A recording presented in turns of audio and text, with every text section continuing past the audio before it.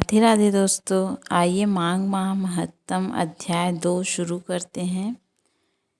आप बहुत ही भाग्यशाली हैं, इसीलिए आप माघ माह महत्तम सुन रहे हैं।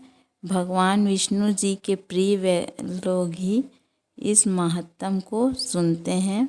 तो आइए शुरू करते हैं।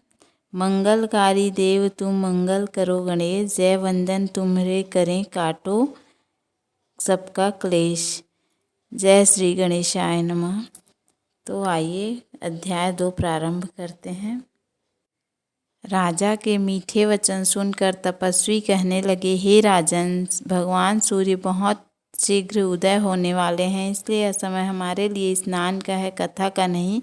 सो आप स्नान करके अपने घर को जाओ और अपने गुरु के श्री वशिष्ठ जी से इस महात्मा को सुनो। इतना कहकर वे तपस्वी सरोवर में स्नान के लिए चले गए और राजा भी विधि पूर्वक सरोवर में स्नान करके अपने राज्य को लौटा और रनिवास में जाकर तपस्वी की सब कथा रानी को सुनाई। सूत जी ने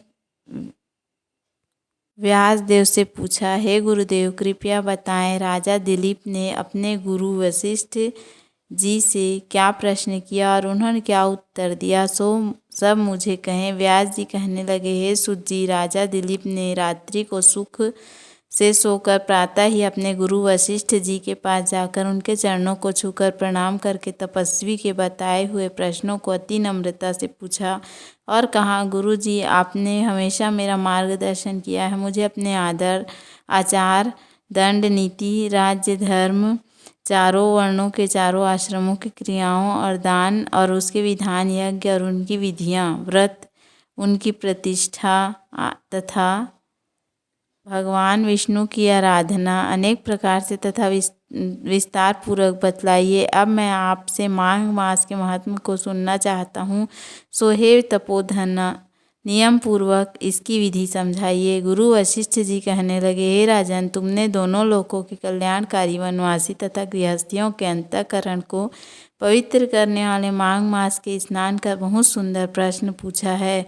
अब मैं तुम्हें माघ स्नान का फल बताता हूँ, ध्यान पूर्वक सुनो। जो लोग होम, यज्ञ तथा इष्ट पूर्ति कर्मों मतलब अग्नि होम करना, कुआं, तालाब खुदाना, बगीचा लगवाना आदि शुभ कर्म करे बिना ही उत्तम गति प्राप्त करना चाहते हो, वे माघ मास की प्रातः काल घर से बाहर के जल में स्नान करें।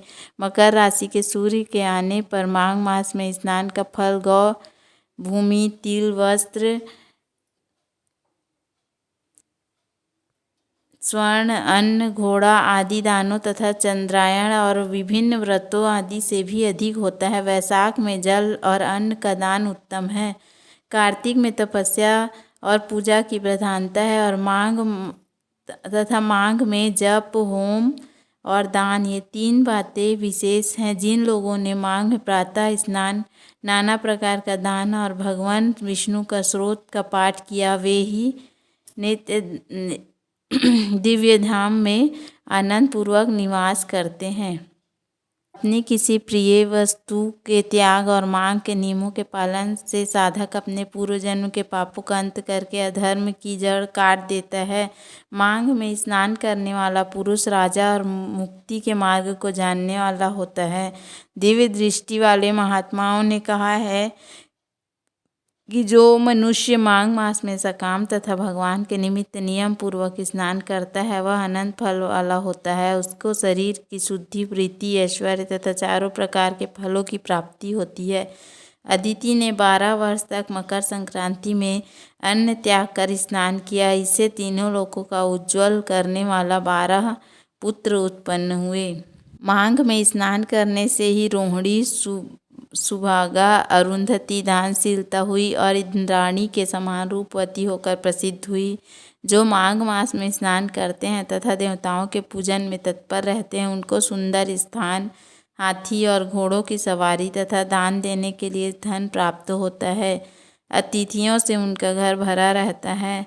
और उनके घर में सदा वेद ध्वनि होती रहती है। वह मनुष्य धन्य है जो माघ मास में स्नान करते हैं, दान देते हैं और तथा व्रत और नियमों का पालन करते हैं। अन्य शुभ कर्मों के पुण्यों से स्वर्ग में गए हुए मनुष्य अपने पुण्य प्राप्त होने पर वहाँ से लौट आते हैं, परंतु जो मनुष्य माघ मास में स्नान करता है वह कभी स्वर्ग से वापस नहीं आता। इससे बढ़कर कोई नियम, तप, दान, पवित्र और पापनाशक नहीं है। इससे बढ़कर कोई तप और इससे बढ़कर कोई महत्वपूर्ण साधन नहीं है। यही परम हितकारक और तत्काल पापों का नाश करने वाला है। एक समय महर्षि भृगु ने मणि पर्वत पर विद्याधर से कहा था, जो मनुष्य माघ के महीने में जब उषा काल की लालिमा बहुत अधिक हो गांव से बाहर नदी या पोखरे में रोज स्नान करता है, वह पिता और माता के कुल की 7 पीढ़ियों का उद्धार करके स्वयं देवताओं के समान शरीर धारण कर स्वर्ग लोक में चला जाता है। ये सब सुनकर राजा दिलीप ने अपने गुरु के श्री वशिष्ठ जी से पूछा, हे गुरु जी, कृपया बताएं, ब्रह्मा ऋषि भृगु जी ने किस समय मणि पर्वत पर विद्याधर को धर्मोपदेश किया था? ये सब सुनने को मेरी बड़ी इच्छा है। इस पर वशिष्ठ जी बोले, हे राजन, प्राचीन काल में एक समय 12 वर्षों तक वर्षा नहीं हुए। इससे प्रजा त्राही त्राही करती हुई 10 दिशाओं में चली गई। उस समय हिमालय और विघ्न पर्वत के बीच का प्रदेश खाली हो गया। यज्ञ, हवन, जप और विद्या ध्यान आदि सब बंद हो गए। समस्त लोक में उपद्रव होने लगा। धर्म का तो लोप ही हो गया। भूमंडल पर फल, फूल, अन्न, पानी की बिल्कुल कमी हो गई। उस समय नर्मदा नदी के तट पर महर्षि भृगु का आश्रम था। वे अपने आश्रम से शिष्यों सहित निकलकर हिमालय पर्वत की शरण में गए। वहाँ कैलाशगिरी पर्वत के पश्चिम में मणिकूट नाम का पर्वत था, जो सोने और रत्नों का बना हुआ है। उस पर परम रमणीय पर्वत को देखकर अकाल पीड़ित महर्षि भृगु का मन बहुत प्रसन्न हुआ और उन्होंने वहीं अपना आश्रम बना लिया। इस पर्वत की चोटी नीली और नीचे का हिस्सा सुनहरी होने से सारा पर्वत पीताम्बरधारी श्री भगवान के समान लगता था। पर्वत का बीच का भाग नीला और बीच बीच में कहीं कहीं सफ़ेद स्फटिक होने से ऐसा लगता था जैसे तारों से युक्त आकाश हो। रात के समय वह पर्वत दीपों की तरह चमकती हुई दिव्य औषधियों से भरा ऐसा लगता था जैसे कोई चमचमाता महल हो। यह पर्वत नीलम, पन्ना, पुखराज तथा इसकी चोटी से निकलती हुई रंग बिरंगी किरणों से इंद्रधनुष के समान लगता था। स्वर्ण आदि सब धातुओं से तथा चमकते हुए रत्नों से चारों ओर फैली हुई अग्नि ज्वाला के समान शोभायमान थी।